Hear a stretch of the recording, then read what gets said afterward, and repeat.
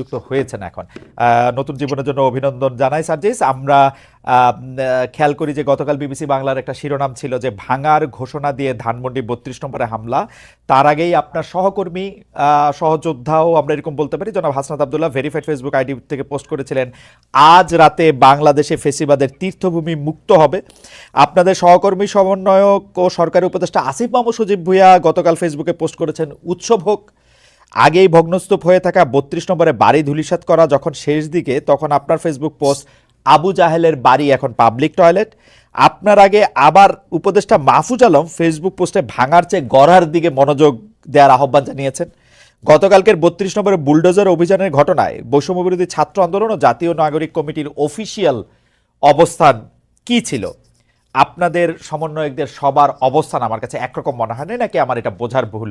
আপনি যদি একটু আমাকে পরিষ্কার করেন। যে যেমন আপনি আসার আগে আমি একটু সামারাইজ করি, জনাব রেজাল করিম রনি বলেছেন যে এইটা আরো আগেই ভাঙা দরকার ছিল, এটা ৫ আগস্টে এটা ভাঙা দরকার ছিল, গতকাল এটা অনেক দেরি হয়ে গিয়েছে। এটা ছিল মোটামুটি উনার সার্বিক অবস্থান। উনি নিশ্চয়ই আবারও পরে বলবেন। জনাব সার্জিস আলম, আপনার কাছে একটু জানতে চাইব।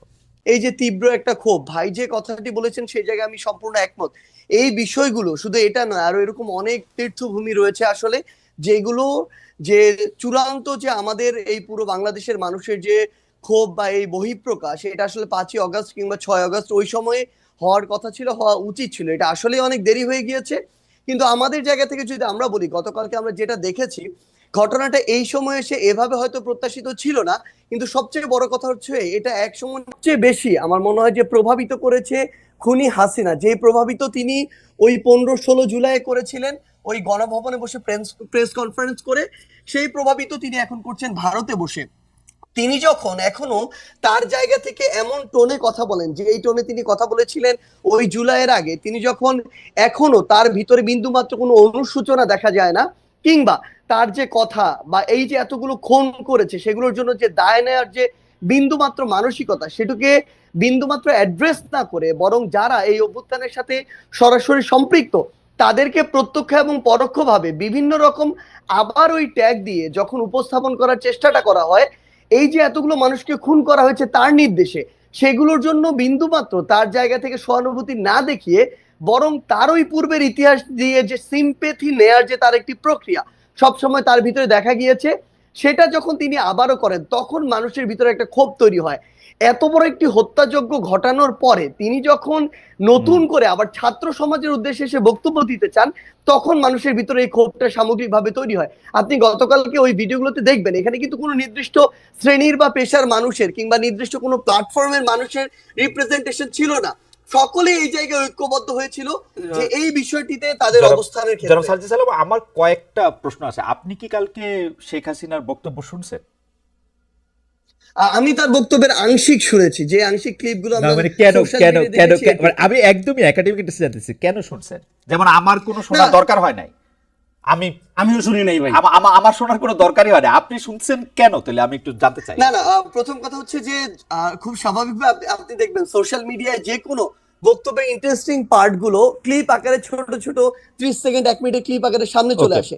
এরকম একটি ক্লিপ সামনে চলে এসেছিল, যেই জায়গায় ওই ক্লিপটি বিভিন্ন জায়গায় এসেছে, যেই ক্লিপটি আসলে এরকম করে রিপ্রেজেন্ট করছিল যে তিনি আবার ওই আগের, আজকে থেকে ৬-৮ মাস আগে যে কথাগুলো বলে তিনি 16 বছর কাটিয়েছিলেন, সেম সিম্প্যাথি নেওয়ার কথাগুলো তিনি আজকেও দাঁড়িয়ে বলছেন।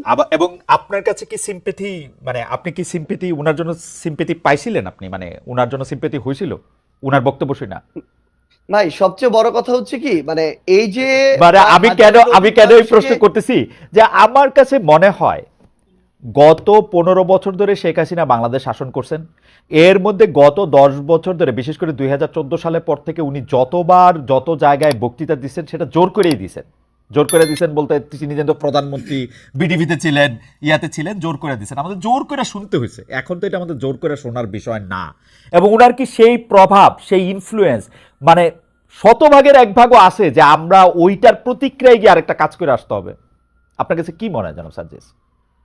না দেখুন, সবচেয়ে বড় কথা হচ্ছে যে আমরা আমাদের জায়গা থেকে, মানে কেউ এটা ব্যক্তিগত জায়গা থেকে গিয়ে এই বিষয়টি করেছে এরকম না। মানুষ হয়তো বা মানুষের ভিতর আমার মনে হয় এখন এই বিষয়টি কাজ করছে যে আমাদের আসলে যেই কাজগুলো 5ই অগাস্ট বা ওই সময়টাতে করা দরকার ছিল, যেগুলো এখন আমাদের জায়গা থেকে বাকি রয়ে গিয়েছে, মানুষের এই ক্ষোভটা সামগ্রিকভাবে শুধুমাত্র ওই হাসিনা বক্তব্য দিচ্ছে এই জন্য তৈরি হচ্ছে, ব্যাপারটা এরকম না। এই ক্ষোভের কিছু অংশ আমি যদি বলি একদম ফ্র্যাঙ্কলি অন্তর্বর্তীকালীন সরকারের উপরেও আছে। এই অন্তর্বর্তীকালীন সরকার তাদের জায়গা থেকে এই খুনি যারা ছিল, যারা সরাসরি এই খুনগুলোর সাথে জড়িত, ছাত্রলীগ, আওয়ামী লীগ, যুবলীগের ক্যাডাররা বা কিছু কিছু পুলিশ সদস্য, যাদেরকে আসলে গ্রেফতার করে বিচারের আওতায় আনার কথা ছিল, দৃশ্যমান এরকম একটা বিচার আমাদের দেখার কথা ছিল, সেটি যখন দেখছে না মানুষের ভিতরে একটা ক্ষোভের উদ্গীরণ হচ্ছে, যখন দেখছে ছাত্রলীগ, যুবলীগ, আওয়ামী লীগের ওই ওই সদস্যরাই বিভিন্ন ভাবে বিভিন্ন দলের সাথে এখন যুক্ত হচ্ছে এবং আশ্রয় প্রশ্রয় তাদের চোখের সামনে দিয়ে হাঁটছে, তখন এই মানুষগুলোর ভিতরে আরেকটা ক্ষোভ তৈরি হচ্ছে। তখন এই মানুষগুলো এই সামগ্রিক ক্ষোভের একটি, আমার মনে হয় নতুন এখানে একটা ওকেশন পেয়েছিল, যে ওকেশনে গিয়ে অ্যাটেন্ড করে নিজের এই ক্ষোভটির উদ্গীরণ করেছে মানুষ। এইটা কি এরকম হইতে পারে জনাব সার্জিস আলম? ধরেন শেখ হাসিনার উপরে তো আপনার কন্ট্রোল নাই, আমারও কন্ট্রোল নাই, শেখ হাসিনা আরেকটা বক্তৃতা দিল, তারপরে কোন বাড়িটা ভাঙবেন? না দেখুন, এখানে শেখ হাসিনা অসংখ্য বক্তৃতা দিক আর একটা বক্তৃতা দিক, সেটা ফ্যাক্ট না।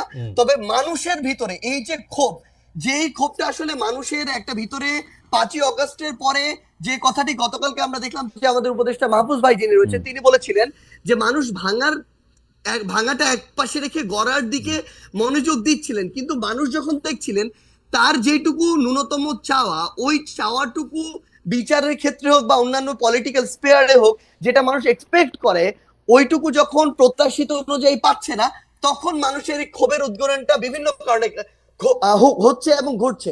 এবং সবচেয়ে গুরুত্বপূর্ণ বিষয় হচ্ছে শেখ হাসিনা আগামীতে, আমি ধরে নিচ্ছি 1 মাস পর কোনো বক্তব্য দিলেনও না, কিন্তু আজকে থেকে 2, 3, 4 মাস পরে আমরা যদি এই দৃশ্যমান শহীদ পরিবারের কিংবা যারা আমাদের আহত যোদ্ধারা রয়েছেন তাদের এই রক্তের বিচারগুলো দৃশ্যমান না দেখি, দেখবেন শেখ হাসিনার বক্তব্য দেয়া লাগবে না, আমরা শহীদ পরিবার কিংবা আহতদেরকে সাথে নিয়ে হয়তোবা এরকম রাস্তায় আমাদেরকে নেমে যেতে হবে এরকম একটা দৃশ্যমান বিচারের জন্য। তো এই জায়গাটা শুধুমাত্র শেখ হাসিনা দৃশ্যমান বিচার করার জন্য আপনারা আওয়ামী লীগের স্থাপনাগুলি বা আওয়ামী লীগের সাথে জড়িত জিনিসগুলি গিয়ে আপনারা ভাঙবেন। এটা আওয়ামী লীগ না, সবচেয়ে বড় কথা হচ্ছে কি, দেখেন আওয়ামী লীগ বলে এমন কিছু এখানে বিষয়কে নিয়ে আসা হচ্ছে, আওয়ামী লীগের সবাই, আমরা যে স্পষ্ট করে বলি, আওয়ামী লীগের যে মানুষগুলো এই বিষয়গুলোর সাথে জড়িত ছিল, হত্যাযজ্ঞের সাথে, খুনের সাথে, ফ্যাসিজমের সাথে, স্বৈরাচারের সাথে, এবং তারা যেগুলোকে সিম্বল, এক প্রকার উপাসনালয় হিসেবে তৈরি করে সিম্বলাইজ করে এতদিনের রাজনীতিটা করেছে, মানুষের ক্ষোভ ওই জায়গায়। বাংলাদেশে আমি ধরে নিচ্ছি 20% মানুষ আওয়ামী লীগের সমর্থক ছিল, কই বাকি বাড়িগুলোতে তো গিয়ে হামলা করা হয়নি, ওই সমর্থকদের বাড়িতে গিয়ে কিন্তু হামলা করা হয়নি, কিন্তু এই ধানমন্ডি 32, ওই গণভবন কিংবা এই যে বিভিন্ন ভবনগুলোকে কেন্দ্র করে পুরো একটা উপাসনালয় হিসেবে প্রেজেন্ট করে এই যে রাজনীতি করা হয়েছে, মানুষের ক্ষোভটা ওই জায়গায়।